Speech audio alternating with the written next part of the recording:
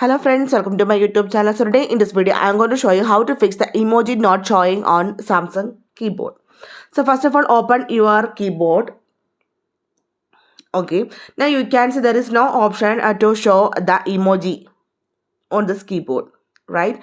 So let me show you how to fix this one. Simply go to settings, then scroll down, tap on the option general management.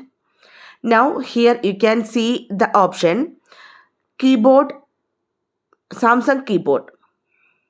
Okay, so here you can see the option Samsung keyboard settings. Tap on this one. Scroll down. Here you can see the option keyboard toolbar. Now this is disabled. Turn on this one. After turn on this one, open your keyboard. Now here you can see the keyboard toolbar. You can see here. You can see the emoji section also. If you tap on this one, you can use this one. So simply in this way, we can enable or we can fix the emoji not showing on Samsung keyboard.